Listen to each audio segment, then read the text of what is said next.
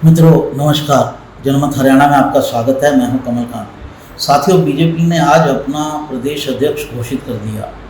राई के विधायक मोहनलाल बडोली को प्रदेश का अध्यक्ष बनाया गया है। बडोली लोकसभा का चुनाव भी लड़े थे सोनीपत से इस बार और हार गए थे, थोड़े मार्जिन से हारे थे और उसका भी दोष इस बात पर दिया गया कि वो मिसमैनेजमेंट की वजह से हारे। बडोली समुदाय से जो हैं जातीय समीकरणों में ब्राह्मण हैं। ब्राह्मण हरियाणा में दूसरे नंबर की सबसे बड़ी जाति है। सबसे पहले नंबर की जाति जो है वो जाट समुदाय है।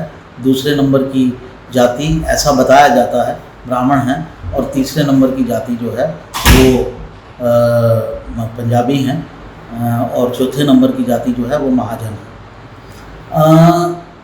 ये जो तीन जातियां हैं ये पूरे प्रदेश में फैली हैं। जाट समुदाय भी लगभग पूरे प्रदेश में है। पूरे प्रदेश में एग्जैक्टली नहीं है, लगभग मैं आपको बताऊं तो लगभग 55 सीटों पर इनकी अच्छी खासी संख्या है और जो ब्राह्मण समुदाय है उसकी जो है लगभग 70 सीटों पर ठीक ठाक अच्छी खासी संख्या है। इनमें लगभग 50 सीटों पर जो है वो 10% या उससे ऊपर है और बाकी सीटों पर 10% से थोड़ी नीचे है। तो सवाल ये उठता है कि बीजेपी ने आखिरकार जाट समुदाय में अपना जो है वो अध्यक्ष क्यों नहीं बनाया, क्योंकि जाट के साथ कम्बिनेशन अच्छा बन जाता है उसका अगर वो बनाना चाहते थे। लेकिन मैं पहले भी कहता रहा हूँ कि बीजेपी ने अपना चाल और चेहरा जो है वो तय कर लिया है और इस बार बडोली को प्रदेश अध्यक्ष बनाकर ये स्पष्ट भी कर दिया है कि उसकी चाल किस तरफ है और चेहरा उसका कौन रहने वाले हैं। दरअसल बीजेपी को लगता है कि जाट समुदाय जो है वो उसके साथ कंफर्टेबल नहीं है। जाट समुदाय उसको वोट नहीं देता है। जब भी हम ये बात करते हैं कि जाट समुदाय वोट नहीं देता है तो उसका ये मतलब नहीं होता है कि 100% नहीं देता है, तो बड़ी संख्या में नहीं देता से 80% तक जाट जो हैं वो बीजेपी को वोट नहीं देते हैं। उनका रुझान जो है वो कांग्रेस की तरफ है और मैं ये कहूँगा कि कांग्रेस की तरफ भी नहीं है, भूपेंद्र सिंह हुड्डा की तरफ है। तो उनका ये मन है कि क्योंकि हम सबसे बड़ा समुदाय हैं प्रदेश में तो मुख्यमंत्री हमारा होना चाहिए।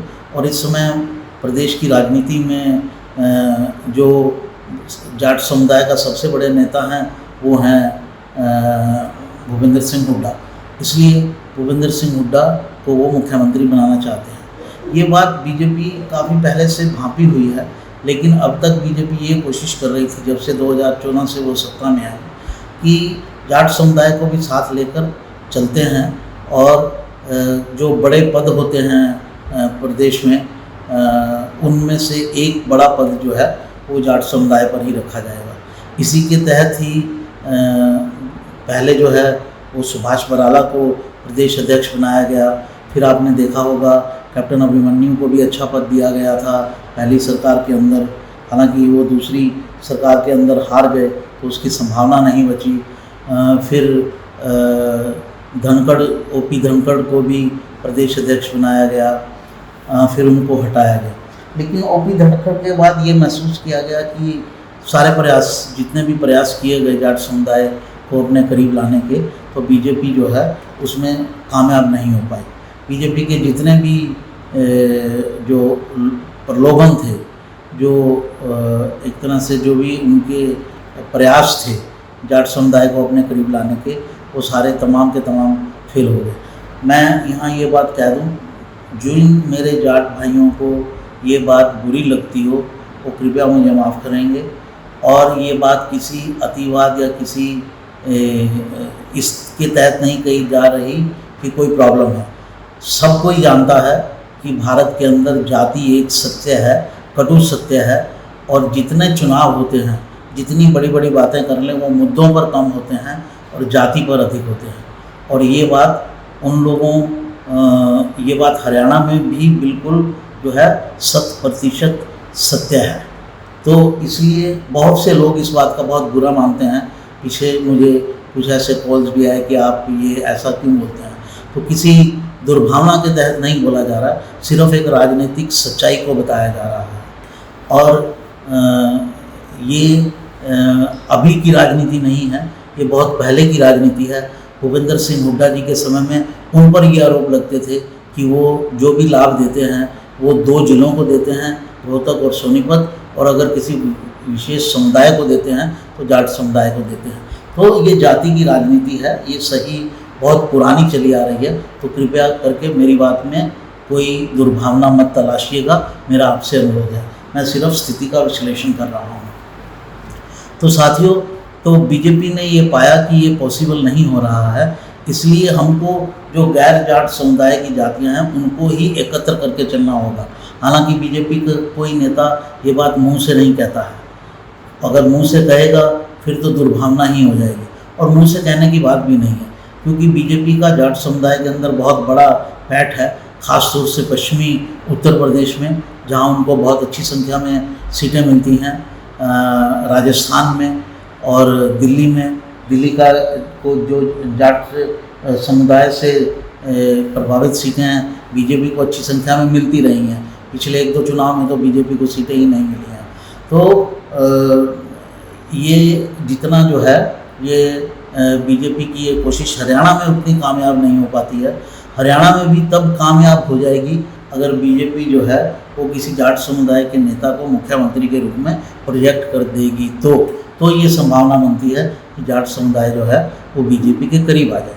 लेकिन बीजेपी का प्रॉब्लम इसमें ये होता है कि बीजेपी अगर ऐसा ये कदम उठा ले तो जो गैर जाट समुदाय के लोग हैं वो उससे छिटक जाएंगे, तो उसका वोट का जो आधार है वो बिल्कुल समाप्त हो जाएगा।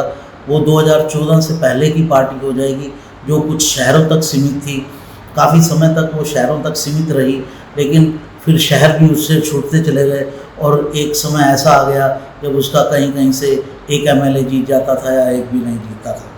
तो 2014 में उसने हरियाणा के अंदर पावर में आई, उस इन्फ्लुएंस को, उस प्रभाव को, उस अपने वोट बैंक को अब वो समाप्त नहीं करना चाहती है, इसलिए वो इस तरह की राजनीति चलती है।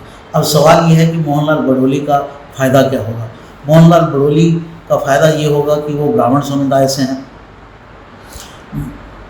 जो मैंने आपको शुरू में 3 समुदाय गिनाए जो जातीय जनसंख्या में दूसरे, तीसरे या चौथे नंबर पर आते हैं, वो हैं ब्राह्मण, पंजाबी और महाजन। इन तीनों का रुख ही जो है वो बीजेपी की तरफ है। इसके अलावा प्रदेश में जो मुख्यमंत्री बनाया गया है वो ओबीसी वर्ग से बनाया गया है। ओबीसी वर्ग एक जाति में नहीं बटे हुए, कई जातियों में बटे हुए हैं। बहुत सारी जातियां हैं, लगभग जहां तक मुझे याद पड़ता है, अगर मैं गलत नहीं हूं तो BC-A में लगभग 70-80 जातियां हैं और BC-B में 5 जातियां हैं। तो 80-85, कोई छोटी कोई बड़ी थोड़ी सी, इस तरह से हैं। तो BC अगर जुड़ता है और ये 3 जातियाँ जो मैंने बताई ये अगर जुड़ती हैं, और इसके अलावा गुर्जर BC अगर पूरा जुड़ जाता है A और B, BC-B में जो जातियाँ हैं वो हैं गुर्जर, यादव और सैनी। मुख्य रूप से ये 3 जातियाँ हैं, इनका अच्छी संख्या में वोट है। BC-A की जातियाँ भी अच्छी संख्या में हैं, उनका भी वोट है। अगर ये कॉम्बिनेशन खड़ा हो जाता है तो बीजेपी को चुनाव जीतने में कोई दिक्कत नहीं आएगी, ऐसा कागज पर कहा जा सकता है। मीन्स ये कागजी विवेचना है, कागज पर की गई ये एक विवेचना है और ये एक विश्लेषण है। और सवाल ये उठता है कि हरियाणा में इस समय जो है एंटी इनकम्बेंसी है, और एंटी इनकम्बेंसी में जो जाट समुदाय का वोट है वो तो बीजेपी के खिलाफ है ही, इसके अलावा और समुदायों के और वोट भी बीजेपी के खिलाफ है। इसके अलावा लोकसभा में देखा गया कि जो चरमकार समुदाय था या जो दलित समुदाय था वो भी बीजेपी के खिलाफ गया। तो 2 तरह की संभावनाएं बन रही थी प्रदेश अध्यक्ष को लेकर कि क्या चरमकार को या दलित वर्ग के किसी व्यक्ति को जो है वो प्रदेश अध्यक्ष बनाया जाए या ब्राह्मण वर्ग का बनाया जाए। अब बीजेपी ने इसमें क्या आंकलन किया है ये तो बीजेपी, हम उसको थोड़ा एक्सप्लेन करने की कोशिश कर रहे हैं। लेकिन अगर बीजेपी दलित वर्ग से भी किसी को अध्यक्ष बना देती तो ये भी एक अच्छा मूव होता, क्योंकि कांग्रेस के पास ठोस जातियों के रूप में 2 ही जातियां हैं, एक जाट समुदाय और दूसरा दलित समुदाय, और दलित समुदाय में भी चरमकार समुदाय। ये दो जातियों के कॉम्बिनेशन से पार्टी कांग्रेस जो है वो चुनाव जीतना चाहती है, जबकि बीजेपी का जो ग्राउंड इक्विटी है, जो वोटर का बेस है, वो काफ़ी बड़ा है। दलितों में भी उन्हें गैर चरमकार का वोट मिलता है, ओबीसी का वोट उसके पास है, स्वर्ण जातियों का वोट भी उसके पास है, तो वो इक्विटी बड़ी है। लेकिन इसको जो हैंडल करना है वो इस लेवल पर हैंडल करना है कि एंटी इनकम्बेंसी है। बीजेपी के नेताओं को उम्मीद है कि कांग्रेस ने जो लोकसभा चुनाव के दौरान मुद्दे उठाए थे और जो मुद्दे सत्य नहीं थे, ऐसा उनका कहना है, उनमें एक ये था कि बीजेपी को अगर 400 सीटें आ गई तो बीजेपी जो है संविधान बदल देगी, और संविधान बदलने में सबसे पहला काम ये होगा कि आरक्षण को समाप्त कर दिया जाएगा। इसकी वजह से जो दलितों का बहुत सारा वोट है वो बीजेपी को नहीं पड़ा। उनका मानना है कि अब क्योंकि ये बात कहीं है नहीं, ये बात सत्य पर आधारित नहीं थी, ना ही हमारी इतनी सीटें हैं, ना ही हम संविधान परिवर्तन कर सकते हैं, इसलिए जो है अब दलित समुदाय भी इस बात को समझते हुए हमें विधानसभा में भी वोट डालेगा। तो कुल जमा बीजेपी ने जो गैर जाट और गैर चरमकार का एक बड़ा समुदाय इकट्ठा करने की कोशिश की है, जिसमें ओबीसी आते हैं, जिसको रिप्रेजेंट करते हैं नायब सैनी, जिसमें ब्राह्मण आते हैं, जिसको रिप्रेजेंट करते हैं प्रदेश के अध्यक्ष मोहन लाल भड़ोली, जिसमें पंजाबी आते हैं, जिसको रिप्रेजेंट करते हैं केंद्र के मंत्री मनोहर लाल खट्टर, जिसमें और भी जो हैं गुजर समाज के लोग आते हैं, जिसको रिप्रेजेंट करते हैं कृष्ण लाल गुजर, जिसमें यादव आते हैं, जिसको रिप्रेजेंट करते हैं राव इंद्रजीत। तो ऐसी 5-6 बड़ी जातियां जो रिप्रेजेंटेड हैं वो उनको उनका इकट्ठा करके बीजेपी ने एक कम्बिनेशन बनाने की कोशिश की है। अब ये कम्बिनेशन कहाँ तक सफल होता है, कहाँ तक सफल नहीं होता है, ये एक सवाल है, क्योंकि इसमें सबसे बड़ा सवाल जो है वो ये है कि एंटी इनकम्बेंसी के फैक्टर को आप कितना कंट्रोल कर सकते हैं। एंटी इनकम्बेंसी अभी तो खासा है, जिसको दूर करने की कोशिश मुख्यमंत्री के द्वारा की जा रही है। हर रोज़ नई घोषणाएं की जा रही हैं, बड़ी घोषणाएं की जा रही हैं। लोगों की जो दिक्कत हैं, परिवार पहचान पत्र, आरक्षण की संख्या, ओबीसी में आरक्षण की संख्या, क्रीमी लेयर कहाँ से शुरू की जाए, ये संख्या,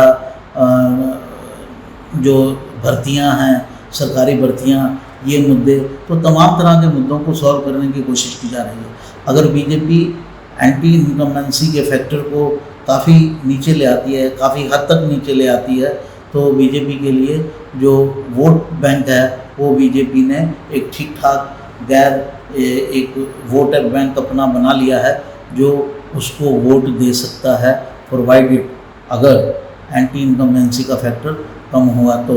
अगर एंटी इनकम्बेंसी का फैक्टर यही रहा तो बीजेपी को फिर भी मुश्किल हो सकती है। तो ये था इस अंक में हमारा विश्लेषण। आपको पसंद आए तो लाइक कीजिए, हमारे चैनल को सब्सक्राइब ज़रूर कीजिए। हम आपको हर रोज़ नई खबरें नए नज़रिए से देते रहते हैं। नमस्कार, धन्यवाद। हरियाणा की हर राजनीतिक खबर के विश्लेषण के लिए हमारे चैनल जनमत हरियाणा को लाइक, शेयर और सब्सक्राइब करना ना भूलें। साथ ही बेल आइकन को भी प्रेस कर लें ताकि हर वीडियो की अपडेट आप तक पहुंचती रहे।